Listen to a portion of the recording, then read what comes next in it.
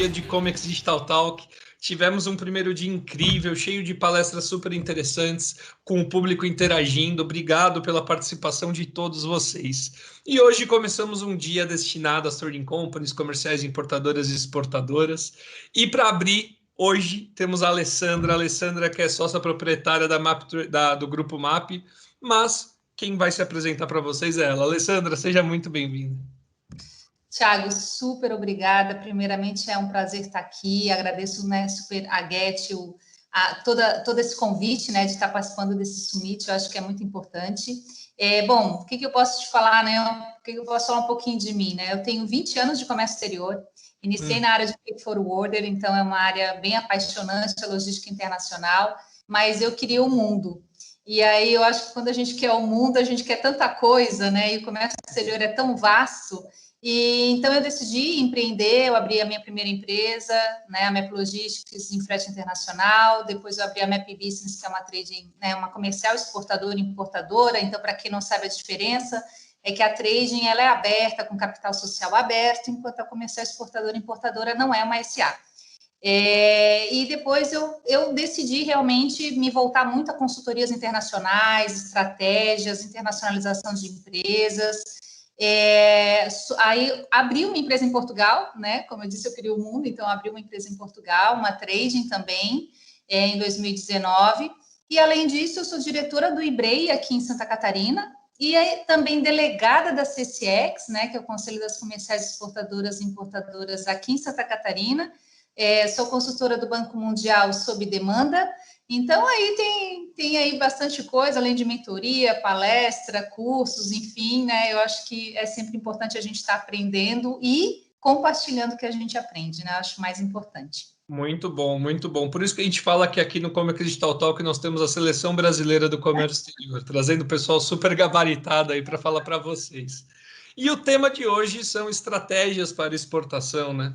A gente vai falar estratégia de vendas para exportação, vai tratar bastante caso de sucesso, mostrar aí algumas histórias que valem a pena ser ditas aqui para que vocês que têm aí a sua comercial exportadora ou pretendem contratar uma comercial exportadora possam ter todas as informações necessárias. Alessandra, vou começar então com a primeira pergunta, né, que é o primeiro passo de tudo, né? Qual que é o primeiro passo para uma estratégia de venda internacional?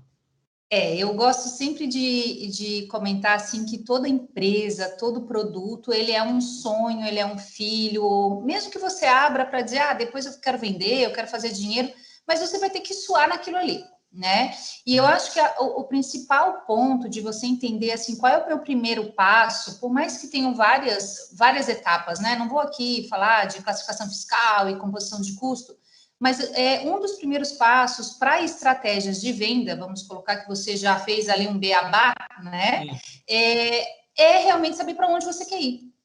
Então, assim, o mercado-alvo, ele é muito importante, porque é em cima do mercado que você vai trazer a cultura, que você vai trazer várias diferenças, né, de maneiras até e hábitos do consumidor final. Então, eu acho que o primeiro step aí, né, vamos dizer, é você entender para onde eu quero ir.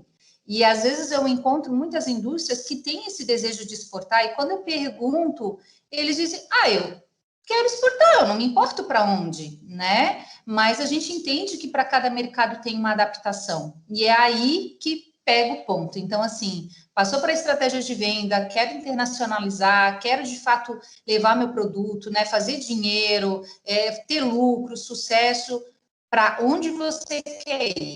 Eu acho que essa é a primeira pergunta que tem que ser respondida para a gente poder andar, né, os próximos passos para a venda.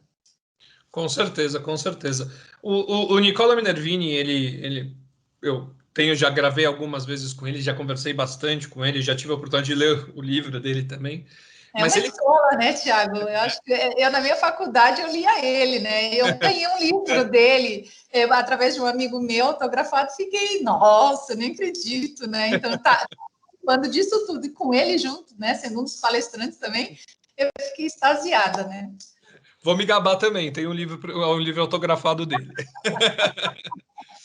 Mas ele fala para a gente se orgulhar do Made in Brasil, né? De saber que tem produtos nossos que são super qualificados para venda, mas que as empresas elas não têm uma cultura exportadora, elas abrem muito para o mercado interno.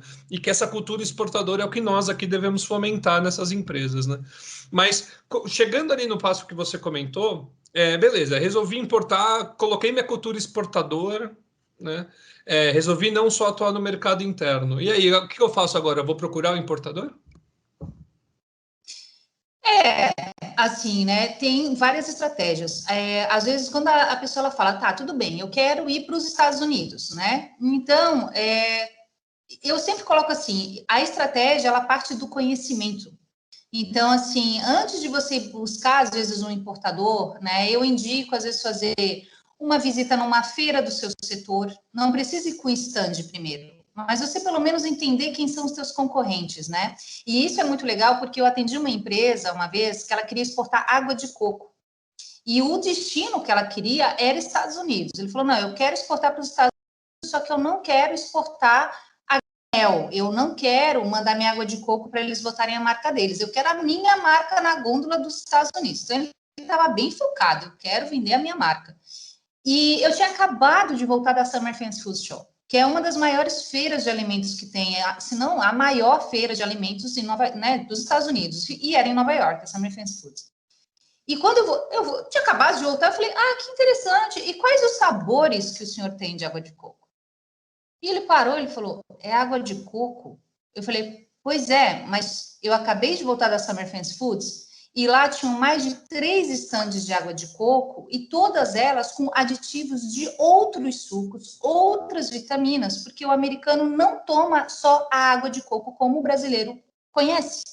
Uhum. E aí ele parou assim, não, mas isso aí não é água de coco. Eu falei, veja bem, a água de coco é uma base alimentar para eles. Então, eles vão adicionar suco de morango, né, cranberries, qualquer outra coisa. Eles vão adicionar vitamina, eles vão adicionar ácido fólico, eles vão adicionar um monte de coisa, porque o americano, a tendência dele, da alimentação, é ter numa caixinha um almoço.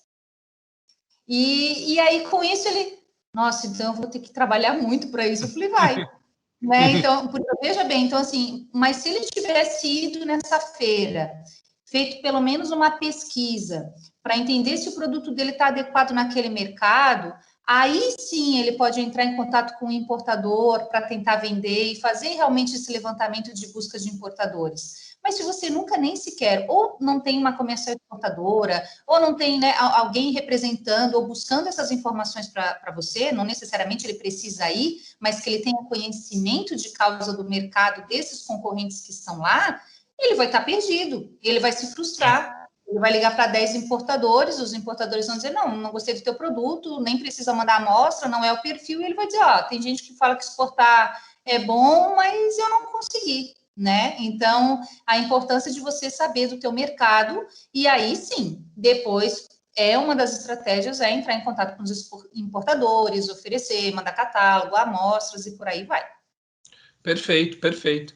E você citou aqui para a gente a questão sobre feira, né? Eu fui visitar uma feira, né? E trouxe toda essa experiência. A feira ainda é o ato mais rápido e mais importante do conhecimento de mercado e de estreitar relacionamento com o importador? A gente tem a feira, né? Eu acho que a feira, ela depende muito do segmento, sabe, Thiago? Então, assim, hoje na MEP nós trabalhamos com 5 segmentos muito fortes. A gente trabalha com alimentos secos, bebidas alcoólicas, a linha de cosméticos, linha de vestuário e moda e home decor. São as 5 linhas que hoje a gente realmente faz prospecção internacional. Nós fazemos, em média, de feira, 4 feiras internacionais por ano. Então, vejo que para nós esse ano foi um baque, né? A gente normalmente está nas grandes feiras como Cial, Couteri, também Anuga, Biofac. Então, assim, e fora as feiras também nacionais que a gente participa muitas vezes para pesquisa de mercado. A feira, de forma geral, ela vai te trazer mais conhecimento do que negócio. Então, assim, feiras destinadas a alimentos e bebidas e cosméticos, nós passamos por legislações específicas que, se você ainda não está adequado naquele país, você não vai conseguir tirar um pedido na feira. mas você pode fazer sim um networking com distribuidores, às vezes até com importadores, com lojas, youtubers, marketing. Então, assim, vende tudo no teu stand ali, a gente fica ali o stand o dia inteiro, então vende tudo, né? O networking, ele rola muito ali. Só que a efetivação do pedido e da venda para esses 3 segmentos, ela é mais lenta, porque precisa de uma convergência regulatória, né? E nem sempre as indústrias já estão com isso pronto. Então, agora, se você já é de uma área mais home decor, uma área de moda, você consegue tirar pedido na feira. Mas é como eu disse, pelo menos você tem que estar já com uma etiqueta, né, adequada àquele mercado, as caixas adequadas, você já tem que saber qual é o teu pedido mínimo, quer dizer, você já teve o seu trabalho ali. Então, a feira, de forma geral, ela te dá um alcance muito amplo de conhecimento. E como que a gente faz a feira, né? Na minha empresa, na MEP, eu sempre acho que é o seguinte, quando você é passivo, você não domina o que você quer. Quando você é ativo, você também não domina o que você quer, mas pelo menos você está um passo à frente de estar buscando mais informação para você. Então, na MEP, nós não atendemos clientes que queiram ir para a feira faltando 15, 20 dias. Por quê? Porque nós temos um serviço que a gente faz a feira ativa. E o que é a feira ativa? A gente trabalha antes na prospecção, convida esses clientes para irem no stand, para conhecer o produto, a gente leva brinde, a gente leva amostra para fazer fomentar este vínculo de networking dentro da feira com quem a gente quer conversar. Então, você na feira também tem muito curioso, né? Então, e você às vezes acaba perdendo muito tempo com o curioso, você quer dar né, dizer, e o cara continua ali, você quer atender o outro. Então, a gente realmente faz um trabalho diferenciado da feira ativa, né? A gente tem essa preparação. Agora, a linha de você também pode fazer, às vezes, alguma coisa menor, que é o roadshow.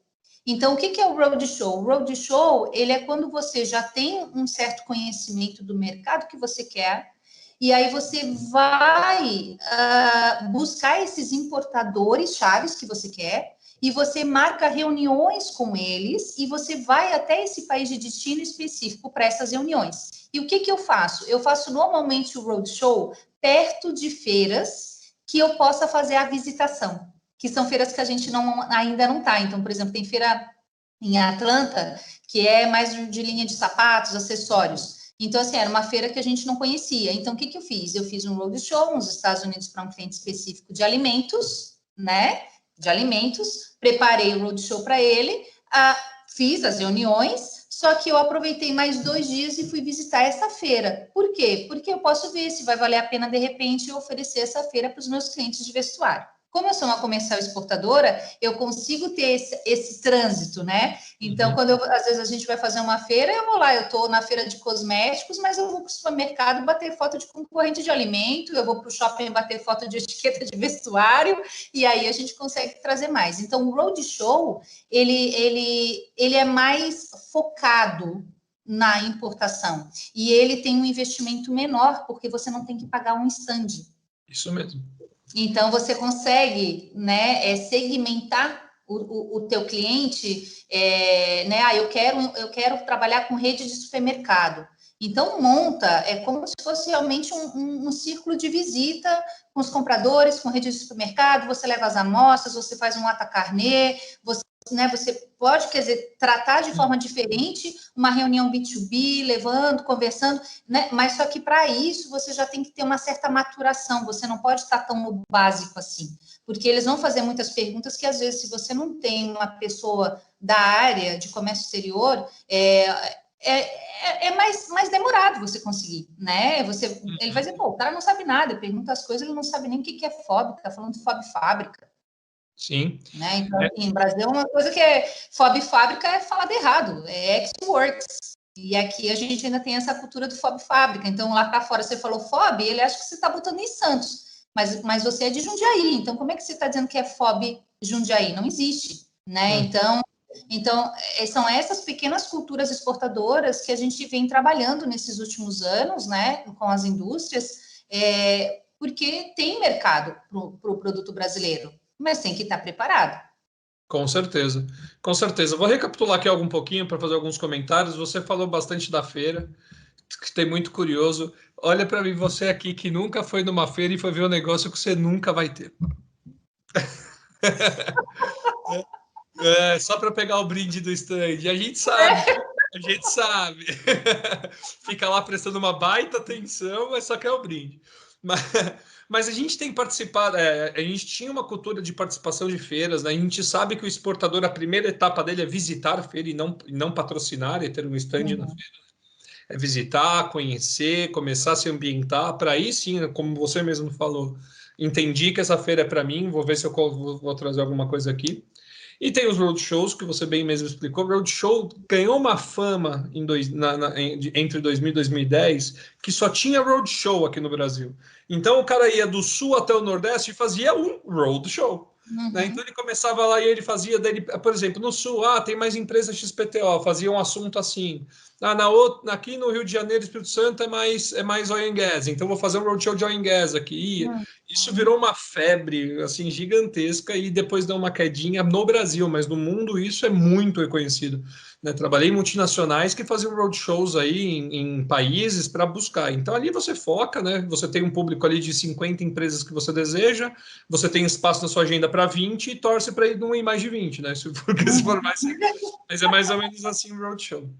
Mas a gente está num momento de pandemia, Alessandra, e eu preciso te perguntar isso. Não tem a possibilidade de feira, de fazer um roadshow. E muitas ferramentas da transformação digital têm apoiado nesse processo. A gente pode falar lá da ferramenta do Banco do Brasil, que apoia os exportadores, né? Tem outras ferramentas de mercado de apoio aos exportadores. Como que faz nesse momento que eu não consigo fazer essa visita? Então, é curioso até você colocar, porque a MEP está com o stand, né? Inclusive, né, no Digital Talk aí, né? Então, para quem depois quiser passar lá, tirar dúvida, a gente vai estar à disposição lá 100%. Mas legal você falar isso, Thiago, porque assim, hoje, por exemplo, só esse ano a gente já fez 6 feiras online. Então, a gente tem mais 2 até novembro, já que a gente já está também registrado, né? E são feiras que eu te confesso que foi, assim, muito além das nossas expectativas, né? Boa parte das feiras que nós fizemos de moda, fizemos de vestuário bastante que teve, eles se arquitetaram rapidamente, a gente teve a Coulter aí, que ainda está, né, ficou durante 8 semanas você com o teu monstruário numa plataforma digital, né? Então é muito diferente de uma feira física que você tem lá 3, 4 dias para suar correndo e trabalhar, né? Claro, passa por mais a moda, né? Outras linhas.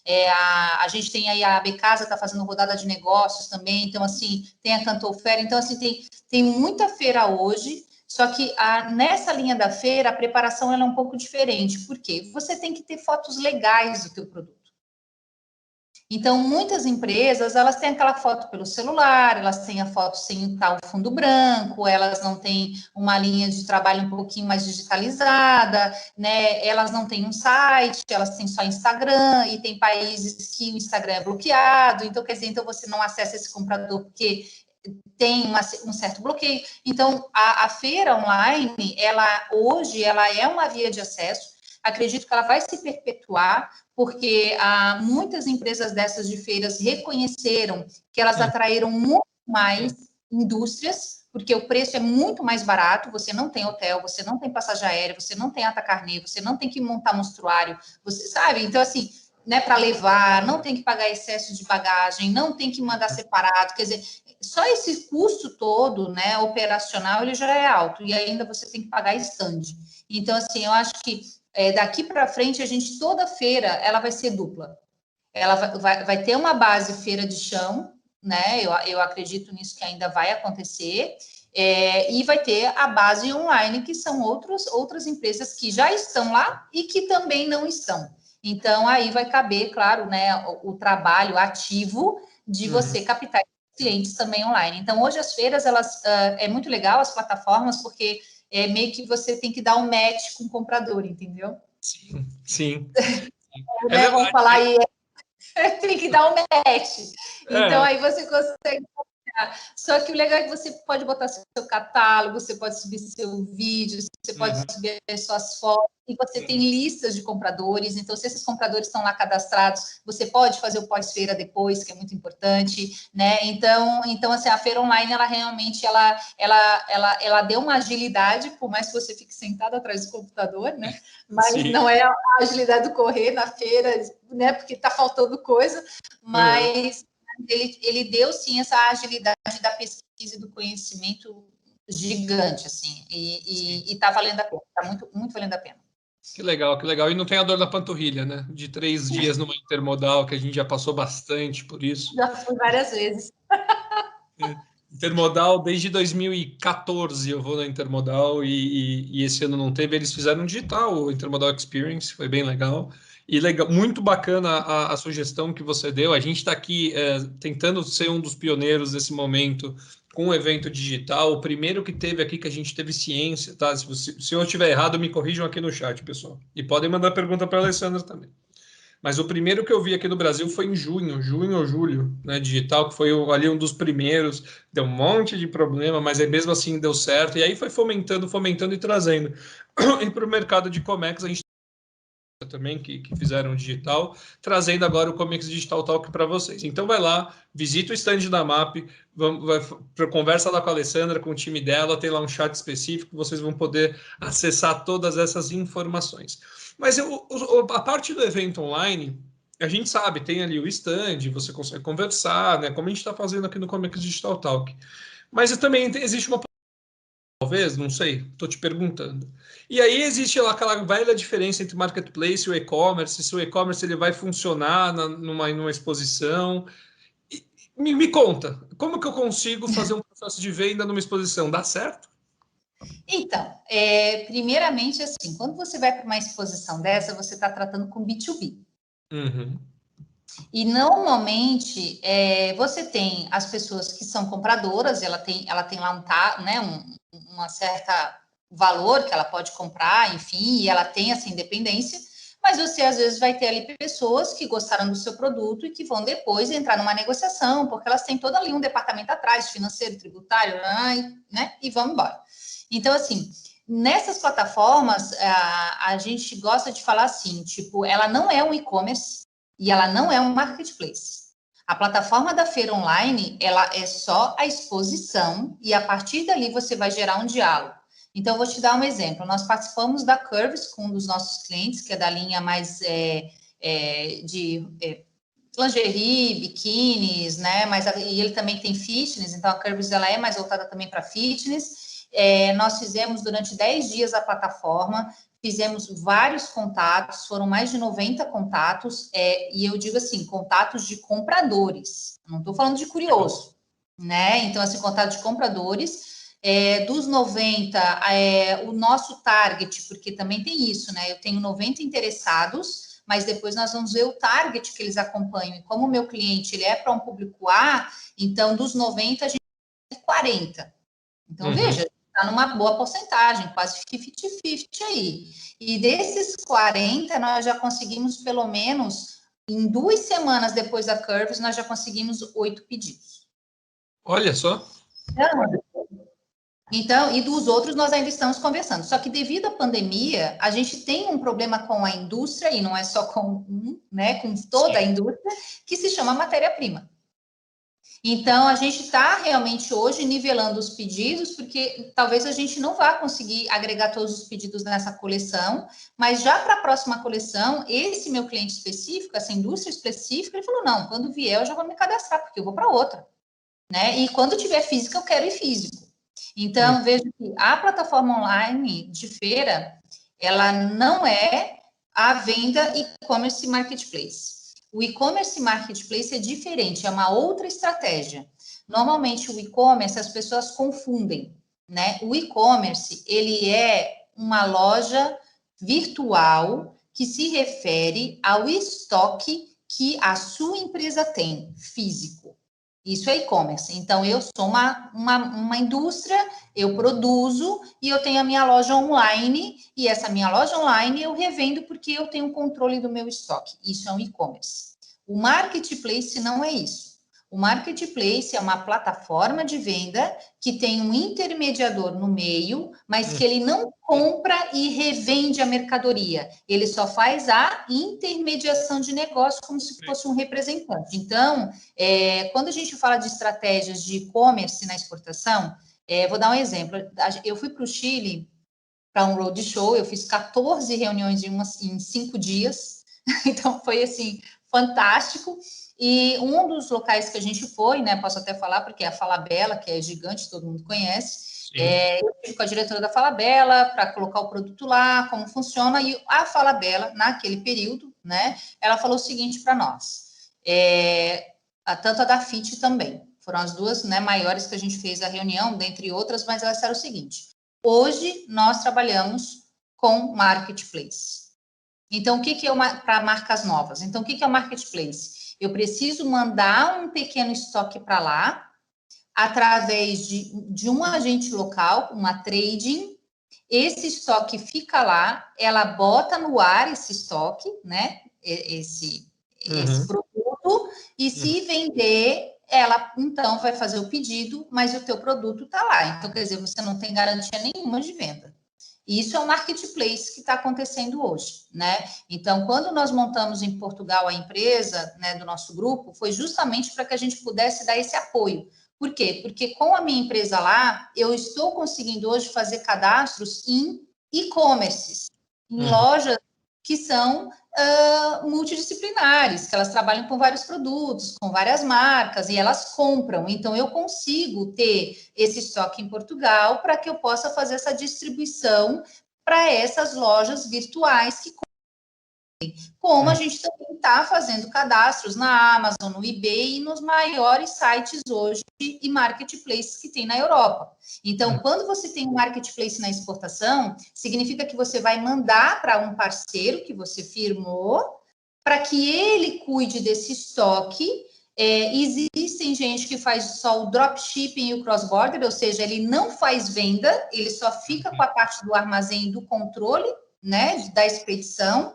E tem outros que não, fazem o cross-shipping, né, o cross-border e o dropshipping ali, mas também fazem a prospecção de mercado. Então, veja que quando você está entrando numa série de marketplace, não é um negócio que você acorda de manhã e diz, vou mandar um container para ver o que dá. Legal. Você traz um pouco mais de informação, porque você vai estar como se fosse uma sua estrutura terceirizada, parte da sua estrutura nesse país de destino que você, né, que você quer, né? E o e-commerce não. O e-commerce você já vende para um importador e um revendedor. Então, ele próprio compra, ele próprio vende na loja virtual dele. É verdade. No Brasil é muito comum agora, a Get inclusive lançou o e-commerce B2B deles, mas para importadores, né? Então ele importa e vende no mercado nacional. Uma próxima etapa para que vocês tenham e-commerce para exportadores, mas tem um problema muito grave, que é o estoque. E aí, como que eu abro algo que foge do meu controle com estoque futuro, que eu não vou ter o estoque atual, para fazer venda? E se três resolvem comprar? E o que eu faço? Onde que eu enfio a cara? Né? A gente brinca aqui, então, né? Então, esse é um ponto muito interessante que você citou. E para você que está aqui nos assistindo, que não sabe o que é cross-border, dropshipping, a gente vai deixar aqui, tem uma matéria bem legal da ShipSmart, que é uma cross-border aqui brasileira, que fala sobre o que é cada um deles, a gente deixa aqui para vocês. Alessandra, e o que é pop-up? Né? Todos os produtos, eles podem usar dessa modalidade aí do pop-up?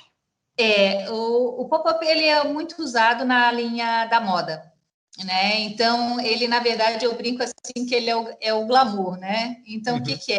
Você quer lançar a tua marca, então, assim, normalmente você já conhece um pouco mais do mercado, você já trabalha um pouquinho mais na estratégia. E pop-up a gente fez um na Colômbia muito legal de uma cliente nossa de vestuário, né? Ela tem, assim, uns vestidos maravilhosos.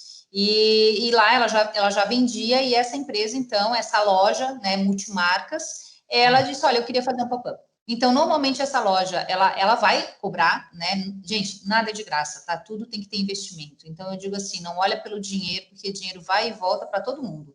O ponto é o investimento. Então, tem que ter. E aí, ela fez lá todo um planejamento. Então, assim, aí ela fez toda a parte, chamou youtuber, chama jornalistas, fala da marca brasileira, fala dos diferenciais da marca, traz os principais compradores, traz os críticos de opinião, traz às vezes até pessoas, artistas. Então, assim, o pop-up ele tem essa fase, né? Isso mais no vestuário, né? Então, assim, ele tem muito esse trabalho de estar trazendo isso, olha, né? Então, assim, ele é um trabalho. Mas existe aquele outro pop-up que muita gente acha e que é o balão de ensaio, por exemplo, num aeroporto. E esse pop-up, às vezes, ele é muito interessante fazer, porque você consegue fazer esse investimento, às vezes, por 2, 3 meses, que são aqueles guichezinhos, às vezes, que você tem no aeroporto, sabe, que ele é rotativo, e aí você trabalha ali, e ali você consegue rapidamente entender aquele público que está transitando. Então, às vezes, eu vejo clientes querendo fazer lojas conceito, ou fazendo outras coisas já maiores, sem estar passando, às vezes, por um pop-up desse. Porque ali, às vezes, você consegue definir um pouco mais o tipo de público. E num aeroporto, se você pegar, por exemplo, um aeroporto grande, como, sei lá, Guarulhos, Rio, Brasília, você está transitando com N culturas ali. Então, assim, como o produto da exportação, né, o produto ele tem que ser adaptado. Então, você imagina você fazer, às vezes, um pop-up desse em Nova York, você fazer um pop-up desse em Dallas, Atlanta, Lisboa, Madrid. Quer dizer, a quantidade de gente que vai passar, que vai ver a tua marca, é gigantesca. Então, esse é um tipo também de investimento que clientes que já estão maduros. Então, veja assim, né, Thiago, a gente está conversando aqui e a gente está indo na linha da maturação de cada etapa. Exatamente. Então, não adianta você que nunca exportou, nunca foi numa feira, querer se lançar num pop-up. Não dá, não dá, não dá, né? Vai querer fazer aquele espacato sem nunca ter feito o balé e nunca nem ter que se alongado. Não vai dar, o cara vai estourar, não dá. Então, a gente tem que, né, ir de forma gradual, né? Então, o pop-up, vamos dizer que ele é o top da galáxia, né? Aquela coisa assim, tipo, pô, cara, eu fiz o pop-up com um jornal, com câmera, ou, pô, já consegui botar dentro do aeroporto de Nova York, até porque tudo isso você passa por uma análise, se o teu produto ele é adequado para aquele público. Existe todo um marketing atrás de loja, de shopping, de aeroporto, de tudo isso para ver se ele vai querer a tua marca. Não é porque você quer entrar que você vai entrar. Então, o pop-up ele é interessante por isso. Ele é uma outra ferramenta. Ela é uma ferramenta, obviamente, que você vai, às vezes, trabalhar mais com B2C do que com B2B, né? Você também pode fazer pop-ups para B2B, mas você consegue fazer com que a tua marca chegue no consumidor final. Legal, muito bom. Pessoal, assim como a Alessandra falou, foi passo a passo. Então, a gente tratou ali desde o início do seu processo, né? A primeira pergunta que eu fiz para ela foi qual o primeiro passo para uma estratégia de venda internacional. E a gente chegou aqui até o pop-up. E aí tem uma pergunta-chave para esses exportadores, para essas indústrias, né, que não têm uma cultura exportadora e desejam exportar ou não têm um conhecimento para exportar, do porquê, qual que é o benefício de contratar uma comercial exportadora. E eu gostaria muito, Alessandra, se você me permite aqui te pegar de surpresa, que assim que você respondesse os benefícios, você contasse o case de moda, de como você levou para a Europa, que foi quando lá nos primórdios das nossas reuniões, quando a gente começou a se conhecer, que você contou esse case que é muito legal. Uhum.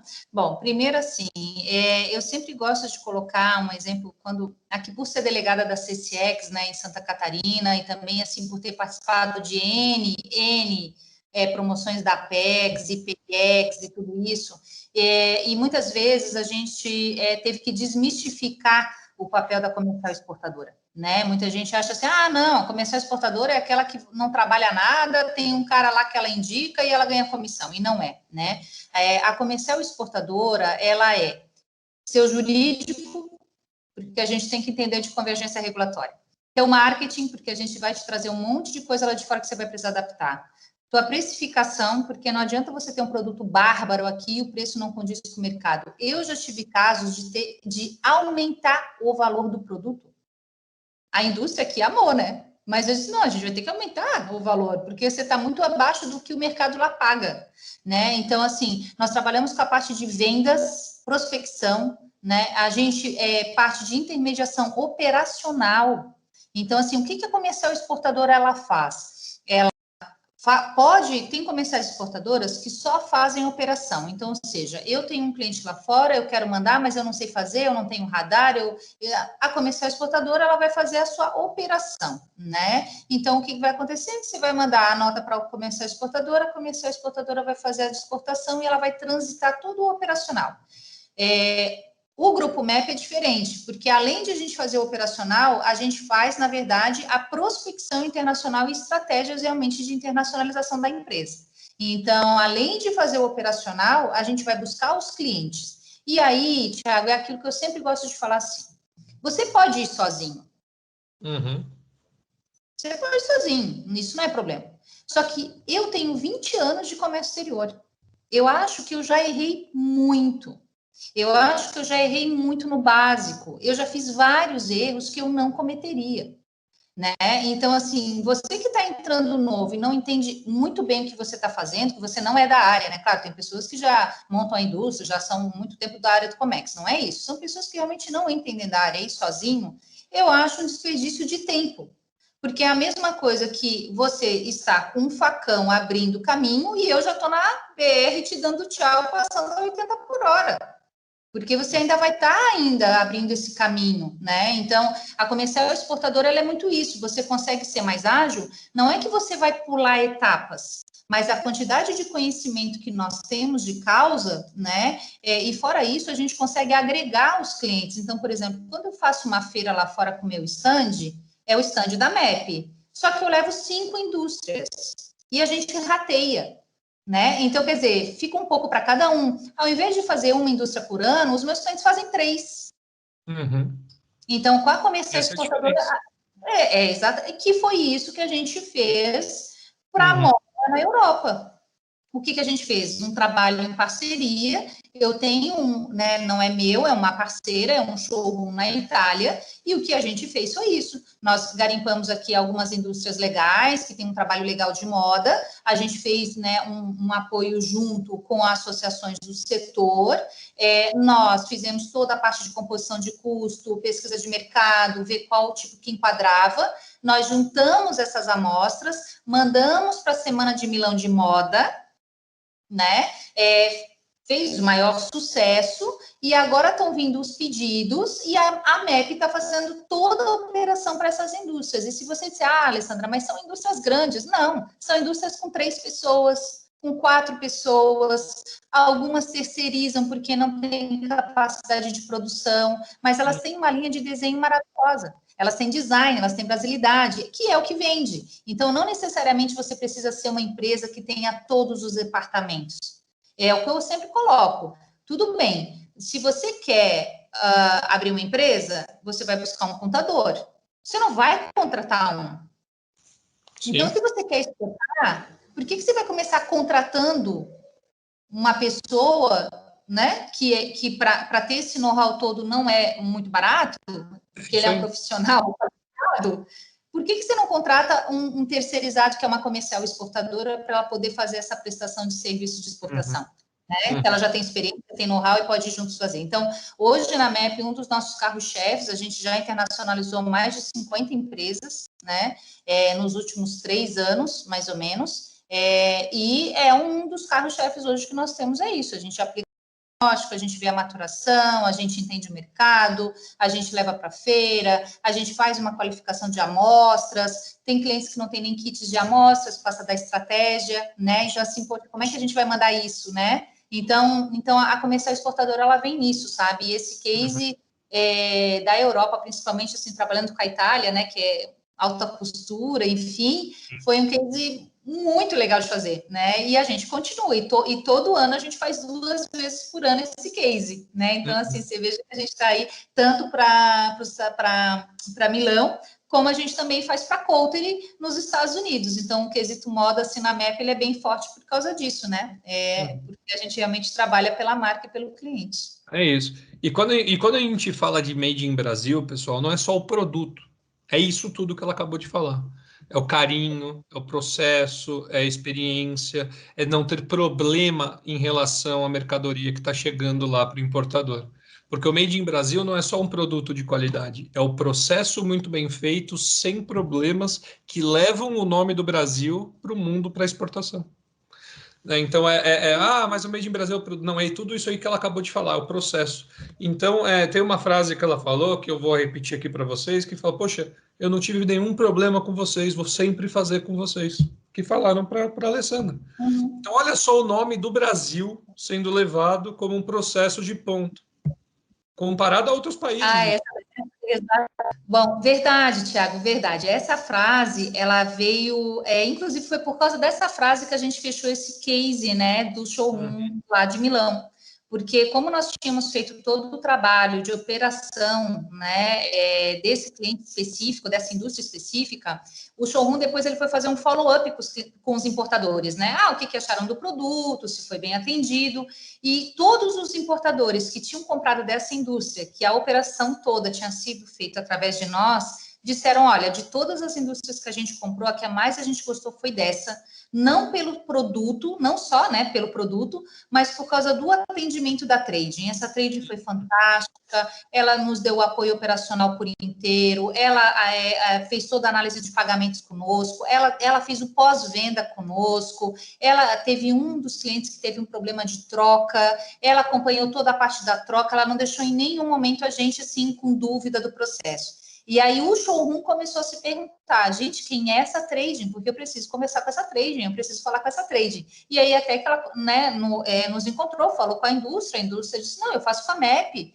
né? E aí a gente conversou e nós montamos todo esse case de levar várias indústrias em conjunto, mandar um mostruário, fazer composição e fazer realmente, né, essa abertura de mercado para essas indústrias lá fora.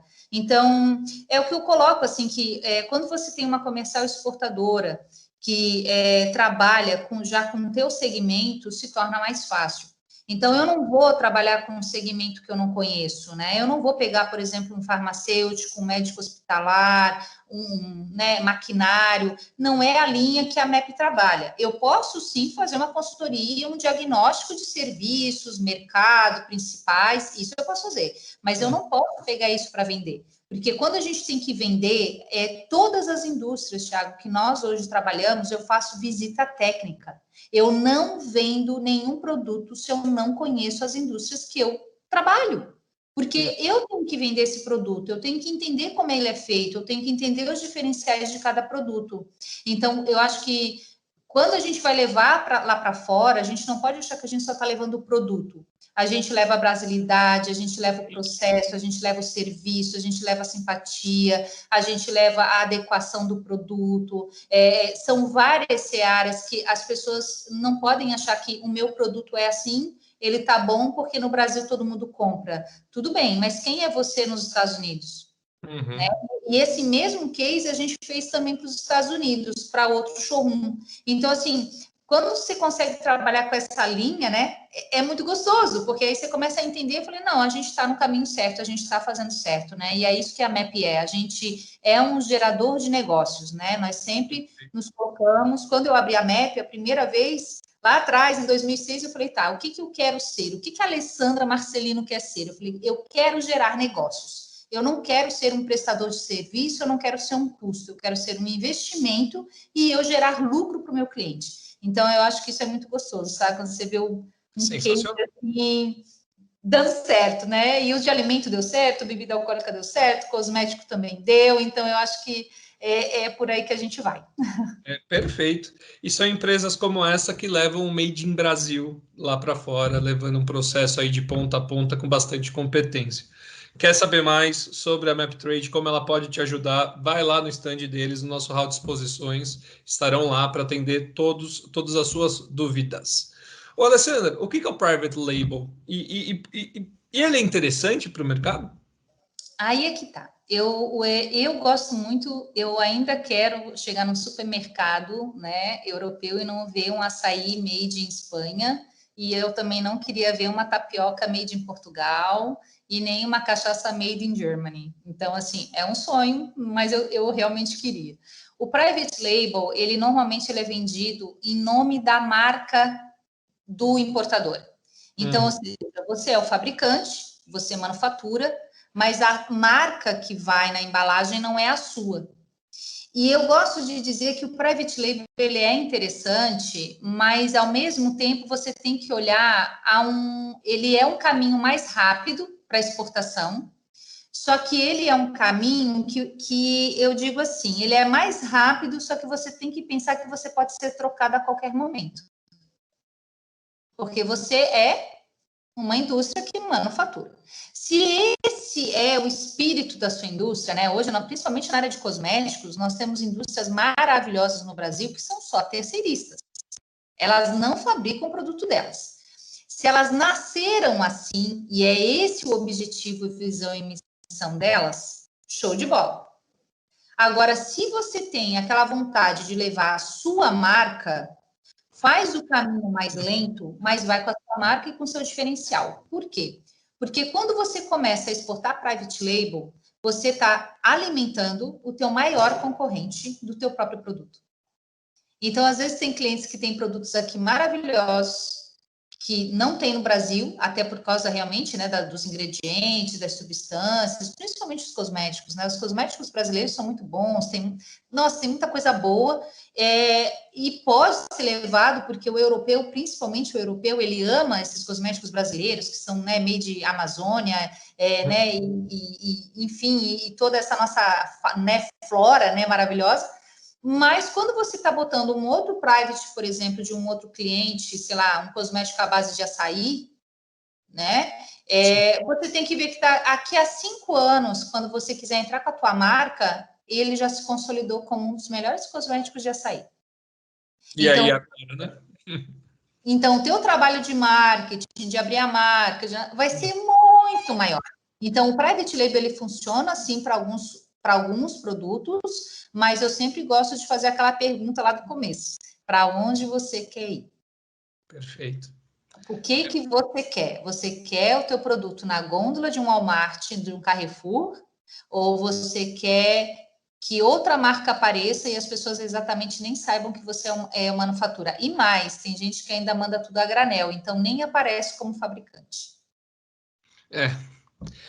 Pessoal, a gente está chegando no fim dessa aula aqui com a Alessandra, muito bacana essa parceria, sua disponibilidade em falar com a gente aqui no Comex Digital Talk.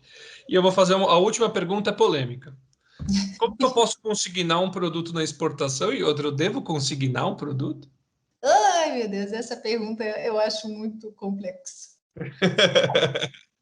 Porque a consignação, Tiago, aqui no Brasil, ela já é complexa, né? Hoje a gente já tem uma legislação que nos barra muito a consignação, que tem que ter um período de retorno de nota, etc. Na exportação é mais difícil ainda, porque se você tem um marketplace que pode fazer esse controle lá para você, né? Então, assim, que pode consignar naquele mercado, cobrar, pegar de volta, é uma coisa. Só que quando você consigna, aqui no Brasil, nós temos toda uma tratativa documental que pode ser mais complexa. Porque quando você manda essa mercadoria, você tem que mandar sem cobertura cambial, porque você não sabe nem se vai vender. Sim. E depois, se você quiser receber esse câmbio de volta, você tem que fazer as retificações. Então, quando a gente está falando de consignação, eu sempre gosto de conversar com o cliente assim, tá? Você quer mandar esse produto consignado como investimento? Porque daí o que é vendido lá fica para pagar os impostos, por exemplo, da próxima leva, ou fica para fazer marketing, porque para fazer todo o trâmite documental é muito complexo, né? Então, assim, e quando se consigna, não se consigna muito também, né? Então, às vezes, assim, você não vai consignar, às vezes, um container inteiro, é complicado. O que normalmente se acontece muito em grandes transações, a gente tem algumas redes de supermercados que são nossos clientes, né, que compram, eles pedem prazo, bastante prazo, às vezes 120, 180 dias, né, e aí eles pedem prazo de pagamento. Mesmo o prazo sendo estourado, e às vezes eles atrasam, mas ainda é pago. Mas agora não é tão consignado, que é esse consignado, manda, se vendeu, vendeu, e o ponto também é o seguinte, como é que retorna essa mercadoria se você não tem onde deixar? Porque você vai mandar consignado, como é que retorna? E o consignado, lá fora, ele não vai pagar o imposto de destino. Ele quer que você entregue com todos os impostos de lá pago, ele quer na porta dele liberado. Então, quem é que vai ficar com todo esse fiscal, né? Com esse imposto que foi pago, né? Ah, mas eu posso fazer uma exportação temporária. Você pode fazer uma exportação temporária, mas de qualquer maneira você tem que ter uma importadora lá que faça essa importação temporária, porque a pessoa que está consignando, ela não vai se mexer para fazer documentos de importação temporária. Jamais. É verdade. Pois é, pessoal. Depois de toda essa aula aqui, a gente chega ao fim de uma sessão extraordinária com a Alessandra. Alessandra, muito obrigado pela sua participação. Eu agradeço. Tiago, olha, eu só tenho a agradecer. Muito obrigada pela oportunidade. Eu acho que é fantástico. Quanto mais a gente desenvolver as indústrias, quanto mais elas entenderem que elas podem trabalhar com mercados, né? E tem pessoas que comentam que vamos trabalhar com mercados menores. E eu digo assim, mercados menores, mercados maiores, é o mesmo trabalho.